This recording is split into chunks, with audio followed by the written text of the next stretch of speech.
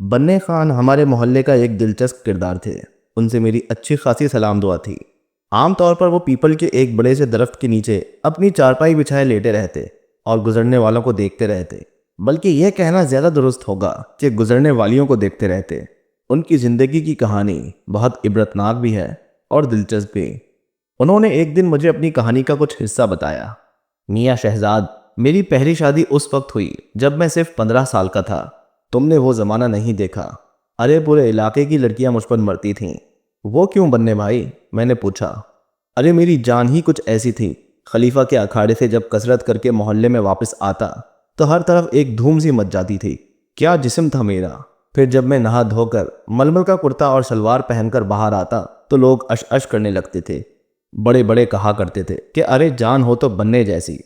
बताते बताते बन्ने खान यादों में गुम हो जाते। मैं ही उन्हें याद दिलाता कि वो अपनी शादी की कहानी सुना रहे थे। हाँ, वो चौंक कर फिर शुरू हो जाते। मियाँ, उस जमाने में मेरी खुराक देखकर भी लोग दंग रह जाते। 15-20 रोटियां, आधा बकरा, ऊपर से 3 सेर दूध और उसके बाद दुनिया भर के फल। अब तो खाने को दिल ही नहीं चाहता, लेकिन उस वक्त क्या खुराक थी मेरी। बन्ने साहब, ऐसी खुराक पर तो खर्चा बहुत आता होगा। हाँ मियाँ, लेकिन उस जमाने में भैंसों का एक बाड़ा था मेरा। 20 भैंसें पाल रखी थीं, जिनके दूध से आमदनी हो जाया करती थी। बन्ने साहब को मोहल्ले में एक खास पोजीशन इसलिए भी हासिल थी कि उन्होंने अच्छे ज़माने देख रखे थे। उन्होंने 4 शादियां की थीं, लेकिन किसी से भी निभ नहीं सकी थी, इसलिए वो अकेले थे। बन्ने साहब, आप अपनी पहली शादी की कहानी सुना रहे थे, मैंने याद दिलाया। हाँ मियाँ, अपनी अम्मा की जिद पर मैंने उस वक्त शादी की जब मैं सिर्फ 15 साल का था। लेकिन बदकिस्मती ये हुई कि शादी के 1 साल बाद ही अम्मा का इंतकाल हो गया। घर में और कोई नहीं था, सिर्फ मैं था या अम्मा हुआ करती थी। हुआ ये कि एक शाम जब मैं अखाड़े से वापस आया तो पता चला कि घर में झाड़ू फिरी हुई है। क्या मतलब? मैंने पूछा। मियाँ, मतलब ये कि वो कमबख्त घर का सारा कीमती सामान लेकर भाग गई। अम्मा ने बहू के लिए जो जेवरात बनवाए थे वो भी साथ ले गई। सिर्फ उसने भारी फर्नीचर रहने दिया, बाकी सब साथ ले गई। मोहल्ले के आदमी ने जब पूछा तो उसने बताया कि हम लोग घर शिफ्ट कर रहे हैं। कौन फिर क्या कह सकता था? वो उसी बंदे के साथ गई थी जो सुजुकी लेकर आया था। कमाल है, फिर आपने उसके खिलाफ कोई एक्शन नहीं लिया? मियाँ, क्या एक्शन लेता। अलबत्ता मैंने उसको ज़रूर पकड़ा था जिसने ये रिश्ता करवाया था। उसने वावेला मचा दिया कि उसे क्या मालूम था, उसका तो काम ही है ये रिश्ते लगवाना। उसने सिर्फ अपना काम किया था, अब क्या मालूम कि वह ऐसी निकलेगी। लड़की के घर वालों को तो पकड़ा होगा? मैंने पूछा। हाँ, मैं जब वहां पहुंचा तो पता चला कि वो लोग खुद सर थामे बैठे थे, क्योंकि उन्हें उम्मीद नहीं थी कि उनकी बेटी ऐसा करेगी। बहरहाल ये हुआ कि मैंने उसको तलाक दे दी, छोड़ दिया उसको। उसके बाद ऐसा हुआ कि मैंने कारोबार पर ध्यान देना शुरू कर दिया, लानत भेज दी उस बेवफा पर और अपनी जान बनाने लगा। कुछ दिनों बाद रिश्ते की एक खाला मेरे लिए रिश्ता लेकर आई। मैंने उनसे कहा, रहने दे खाला, मैं एक शादी का अंजाम देख चुका हूँ। पागल हो गया है तू? क्या जरूरी है कि दुनिया की हर लड़की ऐसी ही हो? भूल जा उसको। ये लड़की बहुत अच्छी है, जरीना नाम है इसका। खाला ने बताया कि इस लड़की के वालिदैन नहीं है। उसकी एक शादी हो चुकी थी, लेकिन शौहर बेवफा निकला। उसने दूसरी शादी कर ली और उन दोनों ने मिलकर उस बेचारी पर जुल्म करना शुरू कर दिया। बेचारी सहती रही क्योंकि उसके माँ बाप नहीं थे। रिश्ते के मामों के यहाँ रहती थी। शौहर को छोड़कर जाती भी तो कहाँ जाती। लेकिन जब बात बर्दाश्त के बाहर हो गई तो उसने खुला ले ली। इस काम में एक हमदर्द ने उसकी मदद की थी। इसका मतलब यह हुआ कि आपने हमदर्दी में शादी कर ली? हाँ मियाँ, ऐसा ही हुआ। बन्ने भाई ने एक गहरी सांस ली और ये हमदर्दी गले पड़ गई। शादी के सिर्फ 6 महीने बाद वो भी घर का सारा सामान समेट कर फरार हो गई। जब खाला को बताया तो सर पीट कर रह गई। हाय हाय, मुझे क्या मालूम था कि वो कलमोई ऐसी निकलेगी। वो कलमोई चाहे जैसी भी हो, मेरा तो कबाड़ा कर गई थी ना। अच्छा खासा नुकसान हुआ था। उसके बाद मैंने शादी से तौबा कर ली और दोबारा अपने कारोबार पर ध्यान देने लगा। बन्ने मियाँ की इस कहानी को सुनकर हंसी भी आ रही थी और अफसोस भी हो रहा था कि क्या मिला था इस बेचारे को। उसके बाद एक दिन बन्ने भाई ने अपनी बकिया दोनों शादी का हाल भी सुना डाला। उनकी 4 शादियां हुई थीं और हर शादी का यही अंजाम हुआ था। उनकी हर बीवी उनका सामान और पैसे लेकर भाग निकली थी।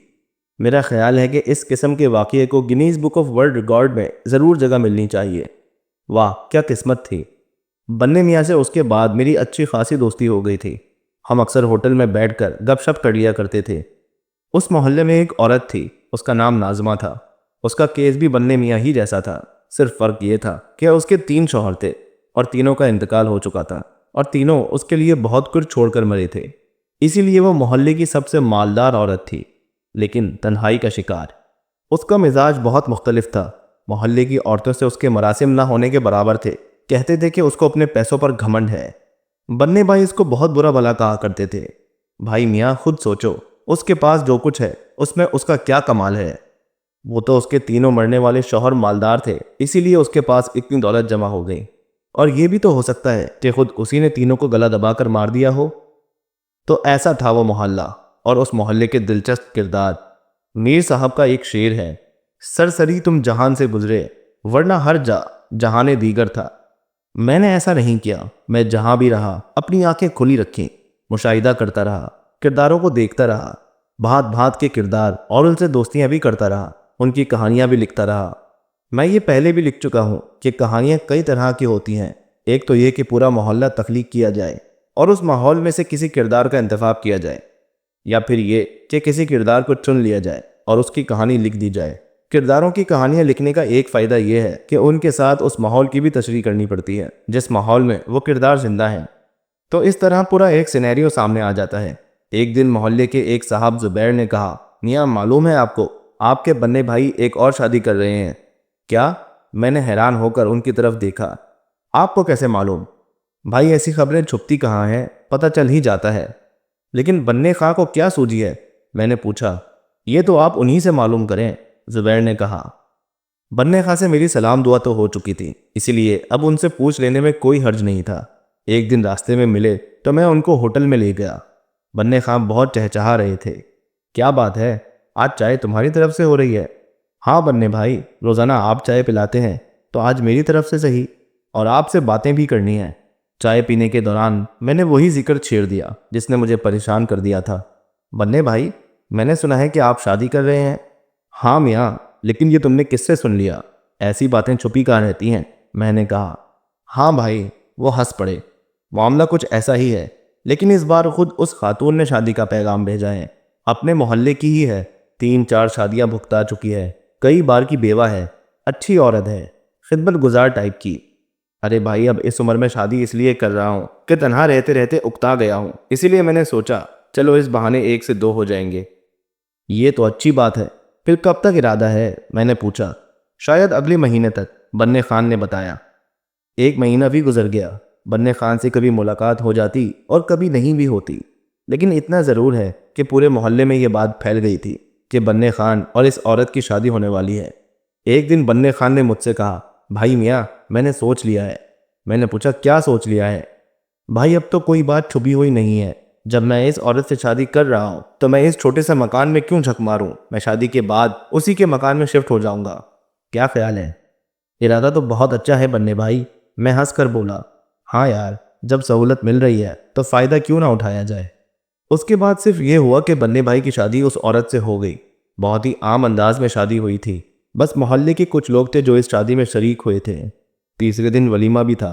एक छोटा सा टेंट लगाकर इंतजाम किया गया था और बन्ने भाई ने बहुत अच्छी सी बिरयानी बनवाई थी। वलीमे के दूसरे दिन मैंने बन्ने भाई से पूछा, जी बन्ने भाई, कैसी रही आपकी बीवी? यार बेचारी बहुत अच्छी है, बहुत दुखियारी भी है। कहती है कि शौहरों ने उसे पैसे तो दिए, लेकिन दिली मोहब्बत किसी से नहीं मिल सकी। मैं उस कमी को पूरा करने की कोशिश कर रहा हूँ। सब इस बात पर खुश थे कि बन्ने खान की जिंदगी पुरसुकून होती जा रही थी। फिर एक दिन एक अजीब बात सुनने को मिली। ये एक ऐसी बात थी जिसने पूरे मोहल्ले को परेशान करके रख दिया था। खबर ये थी कि बन्ने खान इस औरत के लाखों के प्राइस बॉन्ड लेकर फरार हो गए थे। ये एक शॉकिंग न्यूज़ थी। जिसने भी सुनी वो हैरान होकर रह गया। अरे, बन्ने खान ने ऐसा किया? कौन सोच सकता है कि बन्ने खान भी ऐसा कर सकते हैं? ये तो बहुत गिरी हुई हरकत है। अब किस पर भरोसा किया जाए? जब बन्ने खान जैसा बंदा भी ये सब करने लगे तो फिर अल्लाह ही हाफिज है। और मेरा ये हाल था कि मुझे इस खबर पर यकीन ही नहीं आ रहा था। बन्ने खान ने ये क्या हरकत की थी? और कमाल यह है कि बन्ने खान का पता ही नहीं चल पा रहा था।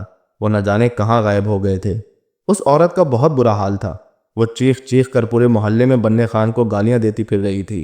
अरे कमबख्त, मेरे 10 लाख के बॉन्ड ले गया। मैं क्या जानती थी कि वो ऐसा निकलेगा। किसी ने मशवरा दिया, आपा तुम पुलिस में रिपोर्ट करवा दो। वो तो मैंने पहले ही करवा दी है, खुद पुलिस वाले भी उसे ढूंढ रहे हैं। लेकिन बन्ने खान हाथ नहीं आ सके, न जाने कहाँ चले गए थे। इस वाक़े को 1 साल हो गया। बन्ने भाई का कोई पता नहीं चला और एक दिन मेरी उनसे मुलाकात हो गई। अजीब मुलाकात थी जो अजीब अंदाज से हुई थी। मुझे दफ्तर की तरफ से सादिकाबाद भेजा गया था। वहाँ हमारी एक नई ब्रांच खुल रही थी। एक बिल्डिंग किराए पर ली गई थी। मुझे इसलिए भेजा गया था कि मैं जाकर काम की रफ्तार का जायजा लूँ और अपनी निगरानी में काम करवाऊँ।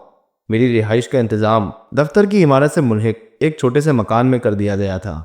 उस मकान और दफ्तर की इमारत के पास ही लारी अड्डा था। लाहौर, इस्लामाबाद और सिंध जाने वाली बसें और कोचेस वहीं आकर रुका करती थीं। बहुत रौनक वाली जगह थी। अड्डे के इर्द गिर्द छोटे बड़े कई होटल थे। उनमें से कुछ अच्छे खासे मयारी होटल थे जहाँ खाने पीने का इंतज़ाम बहुत अच्छा था। मुझे एक होटल अच्छा लगा। मैंने सोचा कि मैं वहीं से खाना और नाश्ता किया करूँगा। पहला दिन मसरूफियात का गुजरा। वहाँ काम करने वालों से मुलाकातें होती रहीं, रिपोर्ट ली, कुछ मशवरे दिए। उसी में रात हो गई। मैंने जिस होटल का इंतखाब किया था वो दूर नहीं था। रात के खाने के इरादे से उस होटल में पहुंच गया और वहीं बन्ने खान से मुलाकात हो गई। वो खुद भी एक मेज़ पर खाना खा रहे थे। मैं उनको देखकर दंग रह गया था।